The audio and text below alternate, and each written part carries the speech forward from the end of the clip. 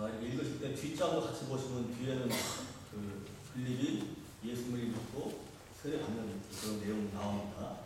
효환 씨 잠깐만 들어주세요.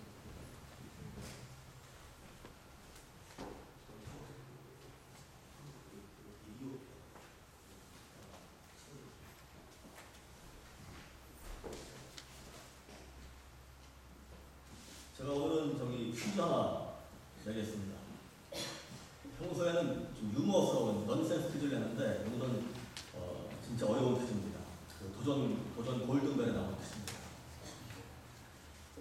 이 나라는 아프리카의 심장이라고 불립니다. 가운데 있어서가 아니고 문화적으로 역사적으로 심장이라고 불립니다. 그리고 유럽의 식민 그 지배를 한 번도 받지 않은 나라입니다. 어느 나라인지 아십니까? 이디오피아. 다 아시네.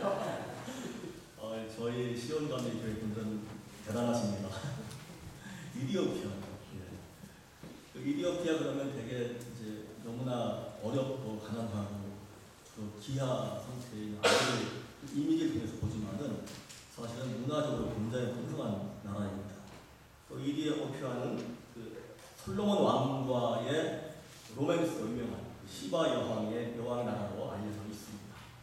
남부 아라비아와 에티오피아, 예멘 일대를 통치했던 시바 여왕은 지혜로운 솔로몬 왕의 소문을 듣고 친히 여러 가지 물품들, 선물들을 가지고 이 솔로몬 왕을 찾았다고 그럽니다. 이 이디오피아의 역사가들은 이 둘 사이에서 태어난 메넬리크 1세가 기원전 10세기 경에 홍해와 가까운 악슌이라는 곳에 왕국을 건설했다라고 있습니다. 그래서 그 이디오피아 역사가는 그렇게 이제 처음부터 역사를 기록을 합니다. 그 이미지가 있습니까 지금? 없어요? 있어요? 잠깐만 보여주세요. 그 이디오피아 성전 두 군데를 제가 보여드릴게요. 한 군데인데 사실은 그 두 장의 사진입니다.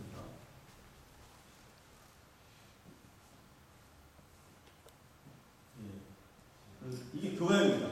위에는 저희에서 제일 유명하신 분의 자, 대개 교회는 위로 섰지 않습니까? 그렇죠?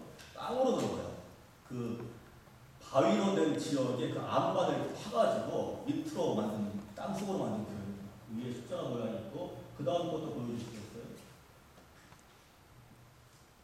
잘 보이십니까? 이쪽 왼쪽 아래에 십자가가 있고 그 아래로 내려가는 어떤 모습인가를 보여주는 그런 사진들입니다. 그 실제로 이디오피아에 고산지대가 많아가지고 바위가 많습니다. 그래서 바위를 타고 만든 그런 템플 성전입니다. 이 성전의 이름은 랄리벨라 성전이라고 알려져 있습니다. 그래서 12세기, 13세기 경에 그 악슌 왕조의 랄리벨라 왕이 제2의 예루살렘을 건설하라 이런 계시를 받고 팔레스타인과 이집트 기술자들을 불러가지고 120년에 걸쳐가지고 완성한 그런 성전입니다. 너무나 가난한 나라, 이런 성전이 여러 개가 있어요. 13개가 있습니다. 원조의 대상으로만 알고 있는 그런 경우도 많지만은 아프리카 최고의 문명을 자랑하는 그런 나라입니다. 2대 문명이 있는데 그 중에 하나가 지금 금방 보신 성전이고 또 하나는 그 나라의 언어입니다. 아프리카의 언어 중에서 정말 아주 일찍부터 언어를 발전시켜가지고 많은 기록을 남겼던 그런 지역입니다. 더구나 이 이디오피아는 초대 교회의 전통, 기독교 초대 교회의 전통, 특히 이집트의 카프틱 교회의 전통을 알 수 있는 아주 중요한 그런 지역입니다. 오늘 말씀은 예루살렘을 왕래하던 에티오피아 내시가 어떻게 복음을 들었는지를 보여주고 있습니다. 기록에 의하면 에티오피아 교회는 4세기 이후에, 그때 전에 사실 기록이 별로 없어요.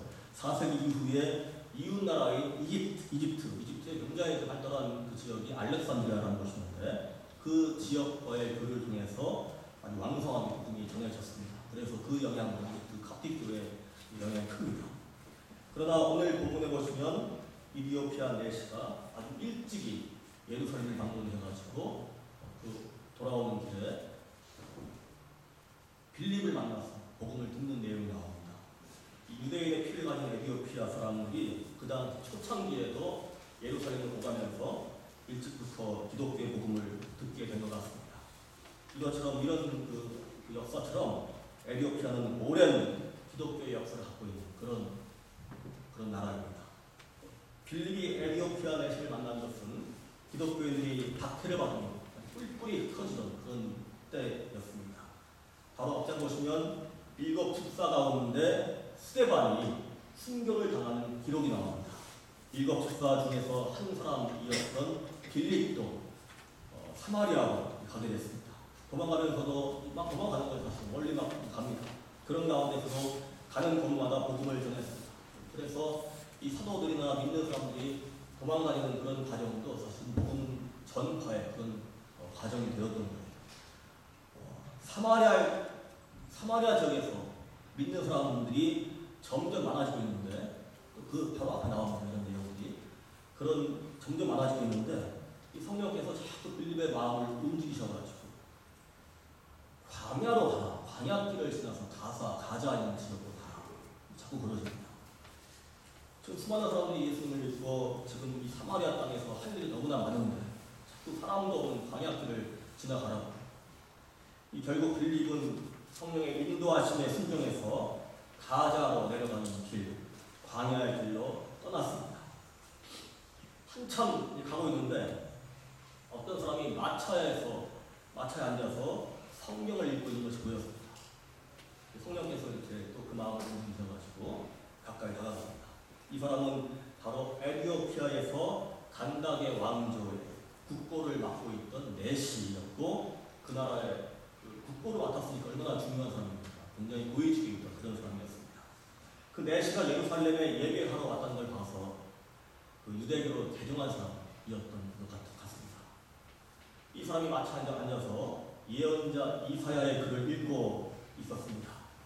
이사야서를 쭉 읽고 있는데 빌립이 가까이 왔어요. 병거 밖에 와가지고 지금 당신이 읽고 있는 게 뭔지 알겠습니까? 라고 묻습니다. 잘 모르겠습니다. 올라와서 설명을 좀 해줄 수 있습니까? 이렇게 대화를 시작했습니다. 어느 나라 말로 했을까? 제가 모르겠어요.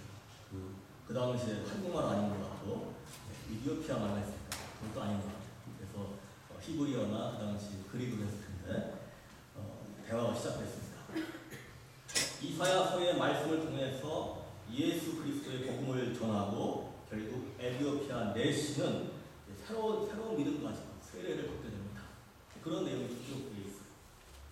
이 에티오피아 내시 이야기는 이방인들을 향해서 복음이 증거되기 시작한 중요한 사례가 되고 있습니다. 기독교인들은 그 기독교인들을 박해하던 사울이 변해서 이방인들에게 복음을 증거하는 사도가 되었다는 이야기가 바로 다음 장에 이어서 나옵니다. 그래서 스데반 이야기, 빌립 이야기, 사울 이야기를 통해서 박해의 한가운데서 복음을 증거하던 초대교회의 모습을 보여주고 있는 겁니다. 특히 에티오피아 내시와의 만남을 통해서 사마리아에서 에티오피아 사람에 이르기까지 이방인 선교가 점점 확장되고 있음을 보여주고 있습니다. 이방인도 그냥 이방인이 아닙니다. 유대인의 정결 고백을 하면 내시는 부정한 사람이었어요. 이방인도 그렇고 그래서 유대인들이 씌워놓은 그 이방인이고 내시라는 그 이중의 굴레가 그 사람한테 있었지만은 예수 그리스도의 복음 앞에서는 이러한 것이 아무런 의미가 없다는 것을 이 말씀을 통해서 보여주고 있습니다.